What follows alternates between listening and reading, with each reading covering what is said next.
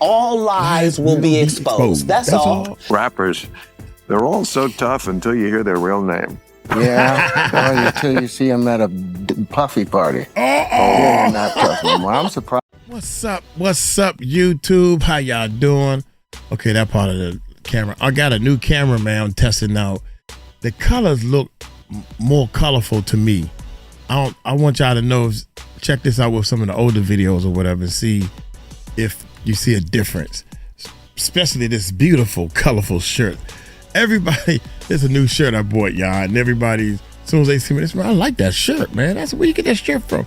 And I'm like, you know, like I made the shirt or something, right?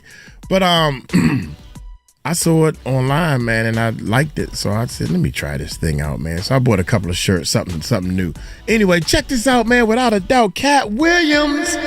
I'm hoping this ain't about that drama, and rest in peace to the dude Reggie, man, that the comedian. I heard he was funny. I still haven't heard any of his stuff yet. But I don't think Katt had anything to do with it, man. I think that the guy was Reggie was probably joning. They call him cutting or ranking or whatever y'all call it, whatever area you in, when you laughing and joking and you just talking about a person and everybody laughing and stuff. And the dude got mad. That's what I'm thinking. The dude got mad and he kirked out. When somebody kirk off, they almost not responsible for their action, so to speak. And he pow-powed him over and over again. I think it was 5 times or something like that. I ain't too much following the story, but as soon as a story like this pops, the first thing you do is you got all these people saying that Katt had something to do with it and all this stuff. I think that he wasn't even there. I'm almost sure that's what I heard and all that good stuff. But anyway, man, people mad because Katt ain't saying nothing. He ain't saying no. Dude, if you smart, you don't put all your information out on social media. That's how you get hemmed up, puffy, having drips with your mama. Come on, man. Some of the things you don't put on social media, man. Oh my God, man. Well, come on, Katt. You know, you waiting on, why y'all ain't asking Jay-Z why he ain't saying nothing about that guy Ramir and the girl. I don't know the girl name. They both pointing the finger saying he's the daddy. Both kind of look like him. One of them look like they twins. The son. Anyway, I'm way off subject. Katt Williams exposed how the industry breaks young rappers. What? In parentheses, we have DaBaby, Petey Pablo, and others. Lord have mercy. Katt Williams, you go do it again. That boy broke the internet once upon a time, didn't he? Y'all hit that subscribe button, hit that bell. Let's check it out. Big dick deviance is all of these big dick deviance is all catching hell in 2024. It's up for all of them. It don't matter if you Diddy or whoever you is, TG Jakes, any of them. All lies will be exposed. That's all. Rappers, they're all so tough until you hear their real name. Yeah, well, until you see them at a puffy party. Yeah, not tough anymore. I'm surprised that the rap game is still alive because the masculinity that the rappers are supposed to portray. Perform fellatio on me, and you get your deal. That was what I heard while I was on Empire about some of the people in the business. And Petey Pablo, you remember Petey Pablo? I know who that is. Petey Pablo, talented writer, singer. Him and Young Buck wrote a song called Ho Is On. And in that song, back in about 2011 or 29 or something, because he called out all of the homosexuality taking place at those parties and those people, he was kicked out of the music business. No radio station would play his stuff. So you look for Petey Pablo, he's not around anymore. But that song, Ho It's On, that nigga went into the booth and closed the curtain. Right? We're like, what the fuck going on? About 3 minutes later, the curtain over. Session over. What the fuck you mean, session over? We just got here. Session was over. I don't know what that nigga went and said to that, but I guess he didn't want that nigga to say his name in the song. Damn. Period. Cut that whole session over. I ain't heard from Petey Pablo since. Damn. The world of hip-hop promises glory. It sells dreams of fame, fortune, and respect to anyone who can rise above the noise. But what happens when those dreams are controlled by a hidden system? What happens when the very industry that builds stars also decides which ones to destroy? Katt Williams has been raising alarms for years, calling out the darkness behind the glamour. He claims that young rappers, from DaBaby to Petey Pablo and countless others, are not just facing competition. They are facing a system designed to test them, compromise them, and ultimately control them. This is not just about music. This is about power. And if you listen closely to the stories of those who vanish from the spotlight, you start to see signs of a pattern. These disappearances are rarely random, and the deeper you look, the more it seems like silence is demanded and resistance is punished. Katt Williams has never minced words when describing the entertainment business. He calls it a game of control, one that rewards those who submit and punishes those who resist. According to him, the success of an artist is often predetermined, and those who step out of line quickly learn that their fame can be taken away as fast as it was given. Did you see where Jay-Z and Beyonce's daughter, Blue Ivy? Surprised, man. I actually met Beyonce before. That was one of the people be like, who you met? You know what I'm saying? That like it threw you out, like it took you back. Like, you know what I'm saying? Beyonce, she I was at a party at Diddy crib in LA. This was the beginning of 2020. Club Shay Shay, yeah. I was trying to do something there that hadn't been done. I thought that I had figured out the algorithm mathematically, and I thought that I could show that. And when I wrote it out to kill the careers of the people I was talking about, right? But it was so vicious that I erased all of the knockout blows and just left the jabs so that the comic I'm talking about knows that I know your real story, motherfucker. I'm gonna tell this, but you know what else I know. So, yeah, I was... Do you want to tell any of those stories now? Well, I'm saying... Behind the curtain of awards, sold-out tours, and million-dollar endorsements, there exists an environment where influence is maintained through leverage. One of the key ways this leverage is allegedly created is through private gatherings hosted by powerful figures. These events, which many insiders have alluded to, are said to involve situations that can later be used to ensure silence.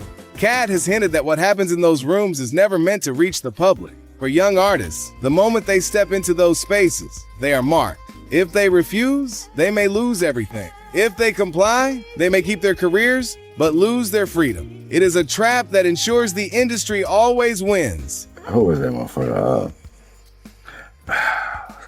Petey Pablo. Petey Pablo was about to sign with Death Row.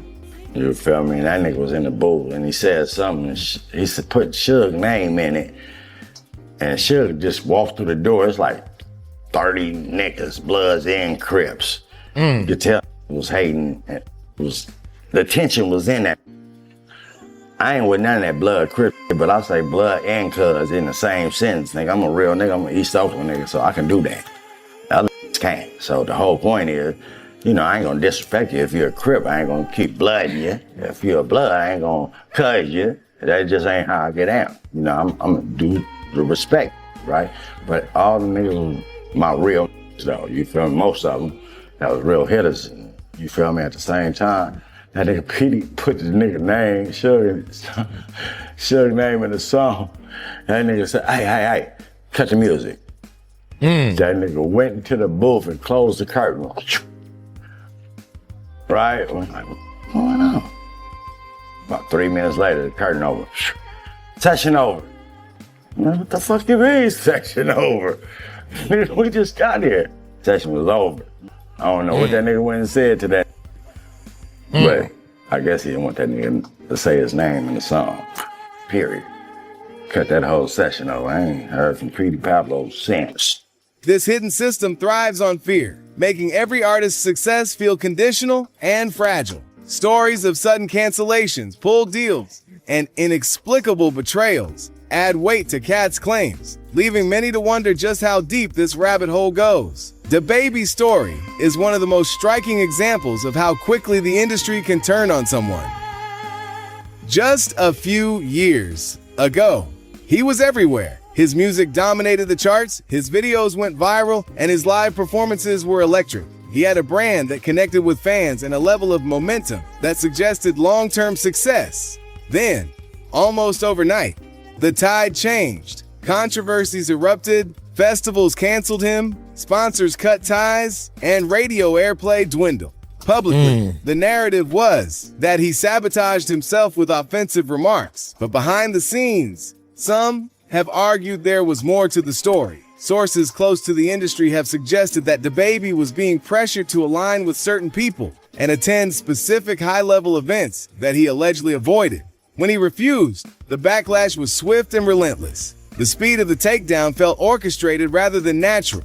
Katt Williams often points to this as proof that in entertainment, downfall can be manufactured, not just deserved. Charlotte's DaBaby has had quite a start to 2019. His music videos have racked up millions of views, and his latest project, Baby on Baby, debuted at number 25 on the Billboard 200 chart. I go where I want, good. Play if you want, let's do it. I'm a young CEO, sure, yeah. The North Carolina MC started rapping in December 2014 under the name Baby Jesus, but ultimately ended up changing to his current moniker, DaBaby, a few years later. God is great. He's the greatest. I'm just alright. I'm good. He great. So did your aunt or your mama or your grandma? Oh, you know they wasn't going for that. Yeah. They like, hold on, wait a minute. Bitch, I think I'm baby Jesus. Baby Jesus. Yeah. But you can call me what you call me. But what they call me. And while he'd been rapping for a couple years before this, the NC native really started getting attention with his 2016 single Light Show off of his mixtape God's Work Resurrected. Only young nigga in Charlotte is rocking a whole lot of diamonds. You making somebody too if your Cuban link costs 20,000. Coming off the buzz from God's Work, he released $1 Billion Baby and Back Up My Baby Jesus Shit in 2017, which brought online hits like pull-up music. You nigga jogging my stilo. Bitch, it's a brick, it's a kilo. I beat it up like Debo. His bitch got at me on the D-Lo. Keeping the releases coming, 2017 also brought the beginning of DaBaby's popular mixtape series, Baby Talk, which had its most recent installment in May 2018 with Baby Talk 5. Every, probably like 2-3 months, boy, I take like 5 or 6 of the hottest songs out. You know what I mean? And I embarrass your favorite rapper. That's what I do. Question me, acting like the law, but you won't punish me. I see you tomorrow. While his music began picking up steam online, so did his antics. At South by Southwest in 2017 in Austin, Texas, DaBaby wore only a diaper and some sneakers, which he said was for promotional purposes. A lot of people like, man, you tripping, man, that shit. And I'm like, that shit is gonna go viral, bro. Like, I'm like, but that shit gonna go viral. Like, watch. But whether he was in pull-ups or pants, DaBaby's personality won him more and more fans online. And by the next year, he was consistently dropping clever tracks and lighthearted music videos that were doing numbers, often featuring his favorite little dance. His unique music videos have quickly become a staple of his career. He's tapped the video collective Real Goats for many of his comical clips, and some fans have drawn comparisons to Ludacris and Busta Rhymes. DaBaby's recent visuals for tracks like Minivan and Suge, both of which dropped earlier in 2019, have racked up tens of millions of views altogether. But for DaBaby, the numbers don't matter. Petey, what's next for you? We saw you on the set of Empire, saw you doing your thing on Empire. Are you going back to the set, but you said you gotta go to LA first, actually? Yeah, man, well, you know, I'm still writing music for the show, and Terrence is my brother, you know, and that's another thing. Again, I don't want to speak too much about it because, you know, when I get uneasy feelings about certain situations, you know, sometimes my mouth will put me in situations where I'll be walking around looking like I have lost everything in the world. Like, what did I just say? I did not just say that publicly, but I will, you know, and really don't mind it. But I mean, I understand that there are dire consequences behind some of the things that I say. But Terrence Howard is my brother, and there's nothing that man cannot ask me to do besides some of that stuff they do.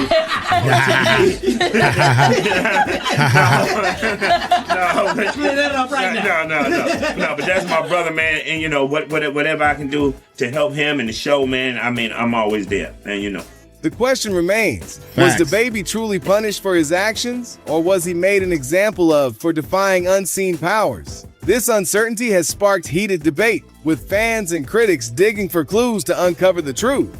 Petey Pablo's journey illustrates what happens when an artist refuses to play the game from the beginning, bursting onto the scene in the early 2000s with hits like Raise Up and Freak a Leak.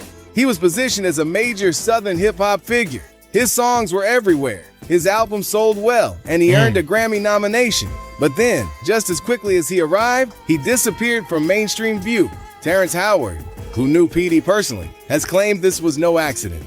You know, the whole Terrence story, that was a whole story within itself anyway, because the reason that I got that role on Empire was, like Cherry said, I'm just that guy. I just so happened to run into Terrence Howard in the Four Seasons Hotel, and I was like, hey, what's up, man? That's Terrence, the Hustle and Flow. Oh, man, what's up? He's like, man, I listen to all your stuff. He was like, even when I was on Hustle and Flow, he was like, I listen to your music. Mm-hmm. You know, he said, I was trying to act like Petey Pablo, and that's crazy to me. You did. So I said, hey, man, we all going out. What's up? You want to come out? And he was like, nah, man, I'm going through a little something right now, man. I lost my wallet, lost my credit cards and everything, so I'm just going up to my room, man. So I was like, damn, you lost. So I reached in my pocket and pulled out $200. He was like, here, take this. He was like, here. He was like, I was like, no, man, you just don't be walking around with nothing in your pocket. Like, here. And I gave him the money and I walked off. So fast forward, 13 years later, I get a phone call. And this was a couple years ago. He was like, is this Petey? I was like, yeah. He was like, first of all, I need you to see. He's like, this is Terrence Howard. I was like, damn, what's up, bro? I ain't heard from you, yeah. Right. He was like, yeah, last time I seen you, something happened between us. And I need you to send me your address because I owe you some money. And I was like, nah, bro, you don't owe me no money. He was like, bro, send me your address or I'm going to hang the phone up and and you'll never hear from me again. So I'm like, okay. So I give him my phone, my address. 2 days later, I get a check for $15,000. Damn, what a great investment. Damn. Crazy, right? $15,000, man. That's crazy, man. Oh, crazy. So I called him back and I was like, bro, he was like, listen, you do not realize that at that time, I didn't lose my wallet. He was like, I just said that because I was so embarrassed that I was going through what I was going through in life. And he was like, effortlessly, you just reached in your pocket and handed me money and didn't really even know me. You knew me from watching me on TV. You know, we had never had a conversation or anything. And he was like, and people that I've known for years had denied me at that point in time in his life. You hear that, right? You hear that, right? Friends and family members. When I was suffering and doing things and trying to build this empire and do it, why you think you only see me sitting here? Nobody. And he was like, and he was really in a bad place. He was like, for me to reach in my pocket and effortlessly just do an act of kindness that way, he was like, it changed his thought about life. And I was like, man, that's really crazy. He was like, now we got that out of the way. Now I need you to help me on this. Jay-Z is setting Diddy up. Go on, Jay. Why is everyone having such a hard time? He ain't doing different. He lined up D Haven, stole his life and identity. He lined up Big L, stole his life and identity. He lined up Dame Dash, stole his life, identity, and took his love. Damn, Jay. Lined up R. Kelly. He wants to be the one. Yeah, shout out D Haven. He actually hit us up, wanted to tell this story. You need to talk to D Haven. We need to talk to him. I told you that last year when I put you on the phone with him. You did. I want you to think about this. Allegedly, Sean Carter is responsible for enacting Katt Williams to put Aaliyah on a faulty plane to move her out the way as punishment for rejecting him, and so he could level up Beyonce, who was struggling. Let's just say allegedly that happened. Now, I want you to think about 106th and Park with Mary J. Blige. Free, who is a victim of Sean Carter. Yeah. Mary J. Blige, who is a victim of Sean Combs, are sitting there talking about the death of Aaliyah amongst each other. Think about that. You got a Diddy victim, you got a Jay-Z victim, and you got a superstar gone. They know what happened. And yet, they had to sit there and have that conversation like they didn't know who did it. Think of the power of that moment. Think about Claudia Jordan right now. Claudia Jordan don't ever mention my mother name. She mentioned it yesterday. Talking about why people are afraid to come forward. You mean like you? You was Diddy girl. Corey was Jay-Z girl. Why don't you claim your friend? Claudia. So, Jack, when you say... When I say Corey, I'm talking about Kathy White. Oh, yeah. That's what I was about to ask. Jay-Z's pregnant mistress. Yeah. Who died of an imaginary aneurysm. Just like the woman who was best friends with Kim and Kimura, who wrote the book Bling and died as soon as it made the bestsellers list. Who the was these people supposed to go to? Diddy, in particular, has faced years of whispers about the nature of his private events, often described as extravagant but highly exclusive. Former associates have suggested that these gatherings are more than parties. They are environments designed to create loyalty through compromise. Katt Williams has referred to these settings as traps, where young talent is put in situations they cannot easily escape. The artists who walk away from these circles often find their careers slowing down or collapsing entirely. Those who stay might enjoy riches, but always under someone else's terms. This is why the same names dominate the industry for decades, while new talent cycles in and out like clockwork. It is not just survival of the fittest, it is survival of the most compliant. The ongoing dominance of these figures suggests that their influence is not merely financial, but structural. They shape the very landscape of hip-hop, ensuring that those who challenge them rarely survive the fallout. Among the most disturbing allegations surrounding the music industry are what insiders have described as freakoffs. These are said to be private, tightly controlled gatherings, hosted by some of the most influential figures in music. According to multiple accounts, these events are not ordinary parties, but rather carefully staged environments designed to gather compromising information on attendees. That's why I don't be going to them puffy parties. Nigga hug you from the front and the back at the same time.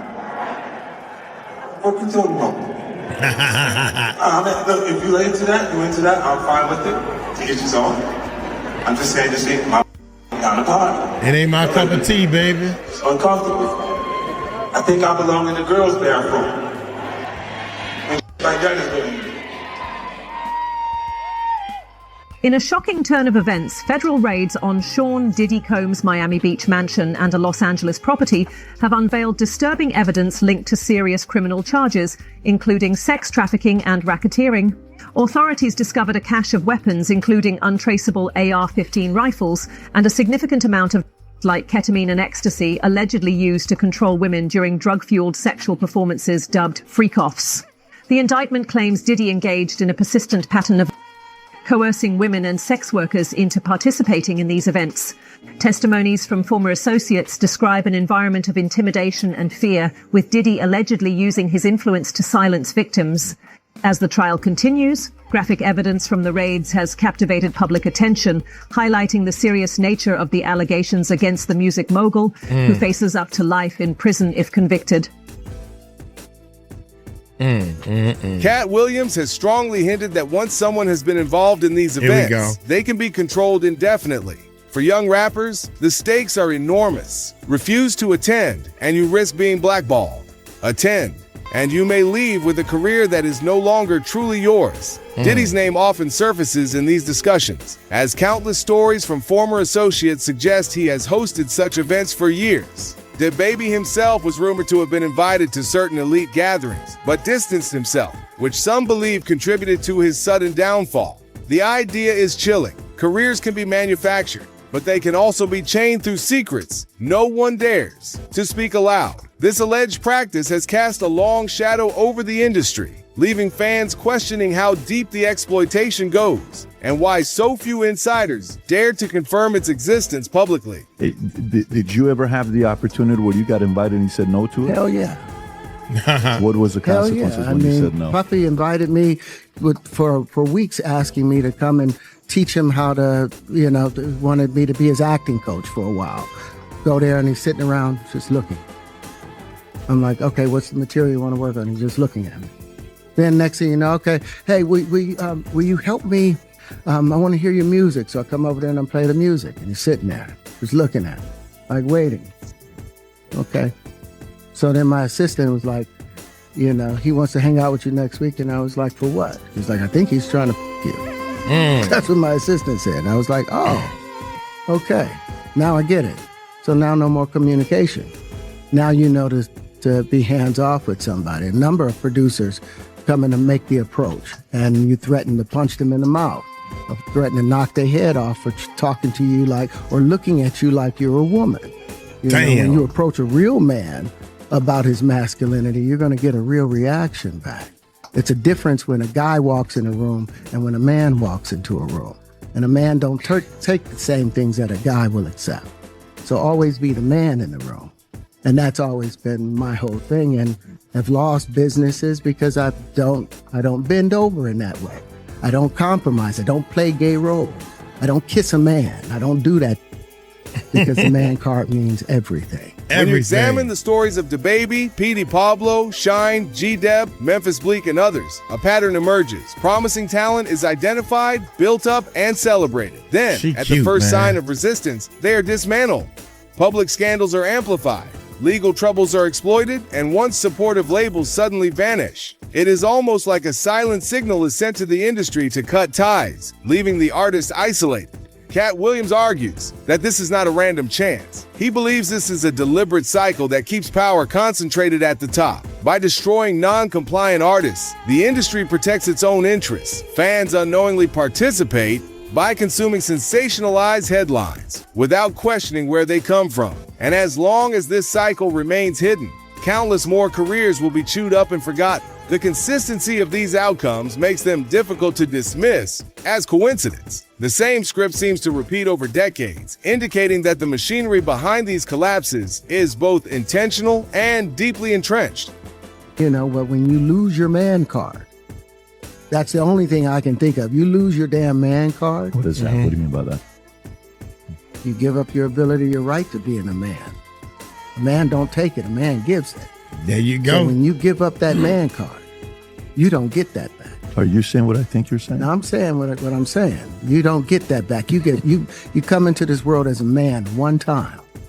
You give up that right for anything, for fear of being hurt, fear of somebody doing something, for wanting to gain something. When you give up that man card right, you lose some spiritual energy that has always been pushing through. Like if a woman gives up her womanly right of being a mother and taking care of her family and do all those things, when you give up those things, but when you give up your manhood, I've never seen somebody recover from it.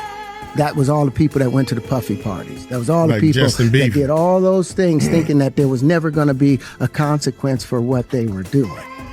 Got punked out and pimped out by some greater desire. You should have a greater desire than being a man.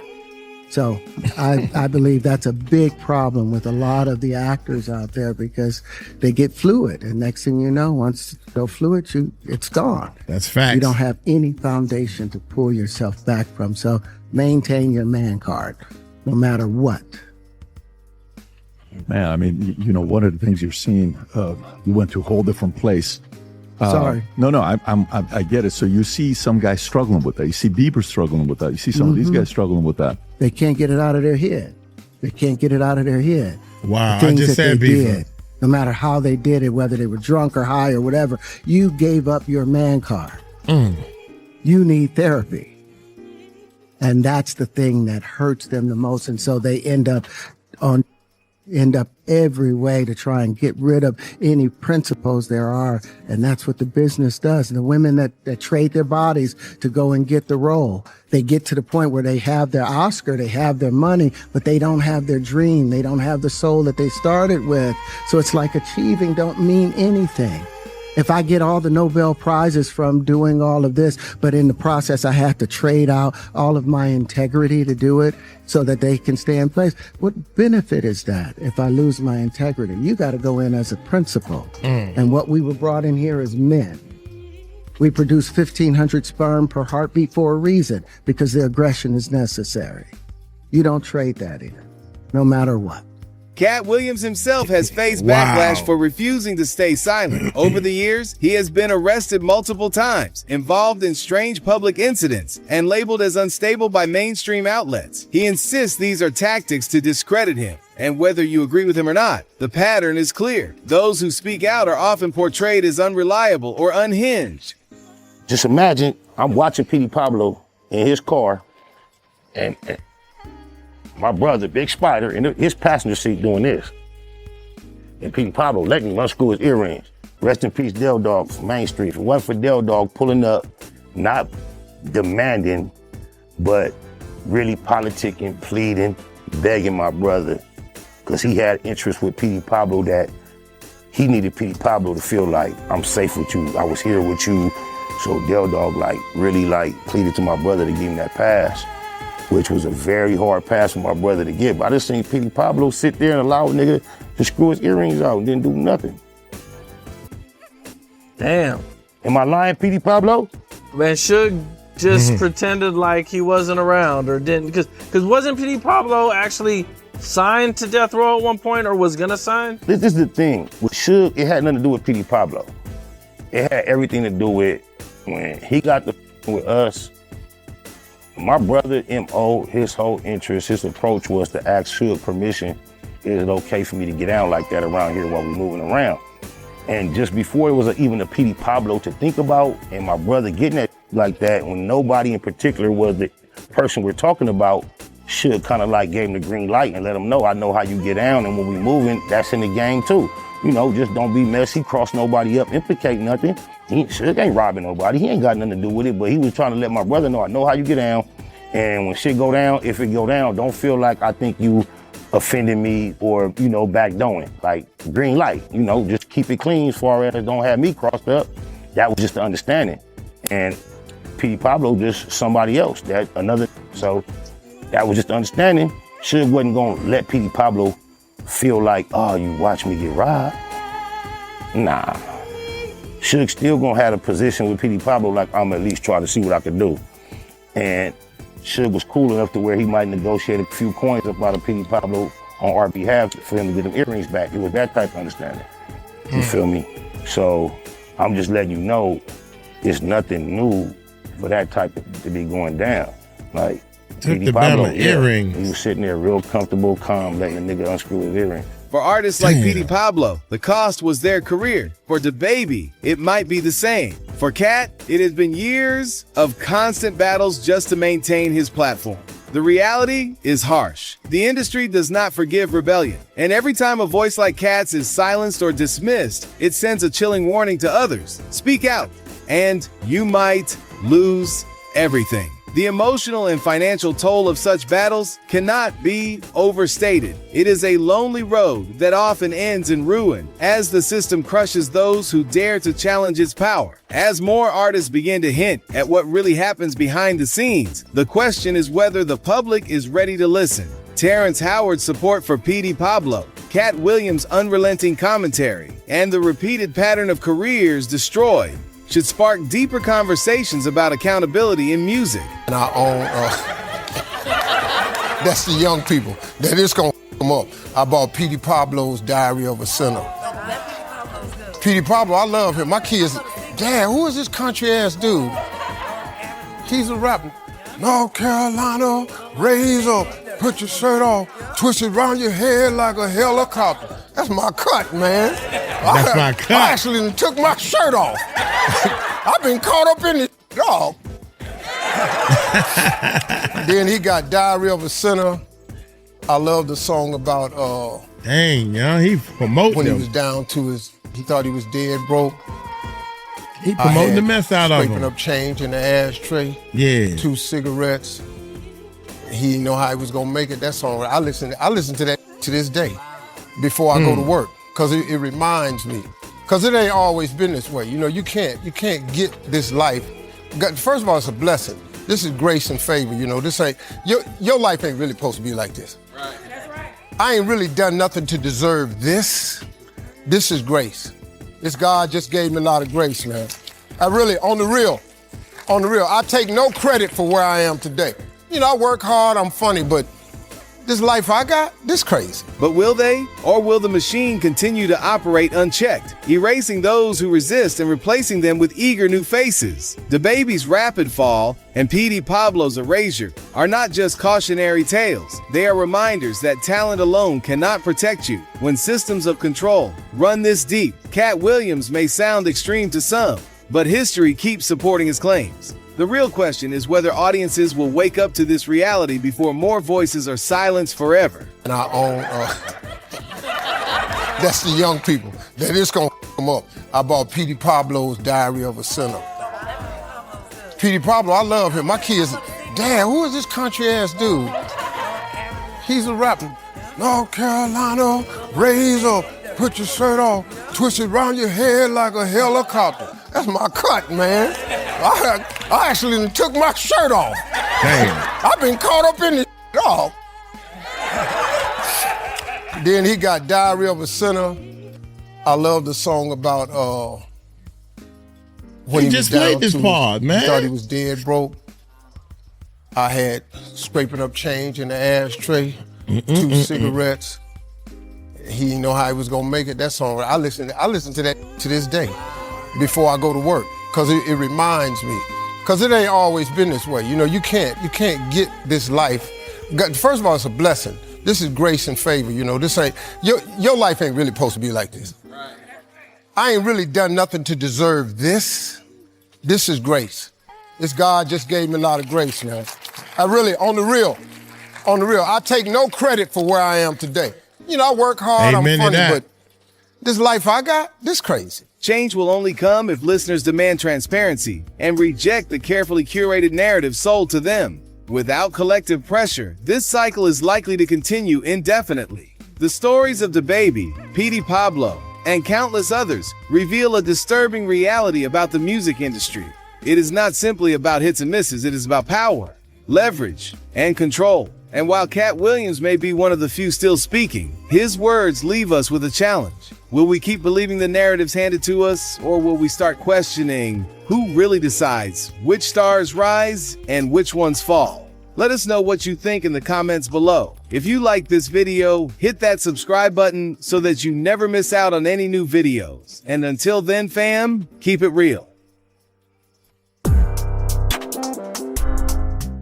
Man, there was a part in this video, man, that had me really thinking. Not that part, it was back here somewhere. All these people at these parties, I was like, these people got to know, man. The narrative was that all these people, well, they look more like fans or something, but it was a section where you see nothing but celebrities. And I'm saying to myself, they all got to know how they got there, or how 90% of them got there. Like, dude, I ain't with that, man. I'm just rolling with my talent, and I'm making my own moves, got my own production company, whatever the case may be, because I don't want to be down with doing money favors for rich. I think there's a clique for rich folks. I think it's a clique of multi-million-dollar rich folks, man, that like fresh meat. That's all. That's the only way I can explain it to you. They like fresh meat, men, and they find somebody like a Diddy and say, "Bring me a," well, Diddy got pictures of everybody, Which one you want? This one ain't ready yet. This one, Lil Rod. He tried to do Lil Rod like that. That's what I'm thinking. I mean, this is what I'm summing up to you, man. Y'all let me know in the comments, man, what y'all think. But I know one thing, man. Steve Harvey, who has been known to steal jokes or two, come on, he funny. Anybody can be funny if you got a lot of writers around you and you ain't afraid to get up on stage. Anybody can be funny. Nah, and with a coach, don't when you deliver it, when you say it, give it a couple of more seconds and then slide into that punchline. Yeah. Anybody can do this, man. You just got to be trained and willing to do it. You just got to be willing to do it, like a YouTube channel. You just got to be willing to do it. And once you start breaking some type of momentum, keep it up and push aside all the stuff that's not working. Focus on the stuff that is working. Look at your videos and see how can I make this better? That's how you succeed in life, period. I can't believe this, man. I got a YouTube course that I'm working on, and I'm going to teach people. If you want a life change like I got, talking about Steve Harvey, I feel the same way, man. I ain't nowhere near. I ain't got no $1 million, bruh. I ain't got no $1 million, but I don't have no job. I don't have a job anymore, man. And that part by itself is scary, but it's beautiful, man. It's beautiful. I'm going out of town next month. I just came back in the country. You know, I ain't trying to be on that level. When you get a certain age, it's like that big chain around my man neck right now and all that bling bling, it just don't oppress you, man. I'm not impressed by that anymore. When I was little, man, I'm like, oh my God, I wish I could get me a chain like that. You want a pocketbook like that? You want a hat like that? You want the shades like that? You want the car like that? You want the airplane? You want all of it. But why? Huh? Because it looked good. You start realizing you don't need all that stuff, man. You just need happiness. Y'all take it light, take it slow. Tell them Uncle Mike told you so. Peace out.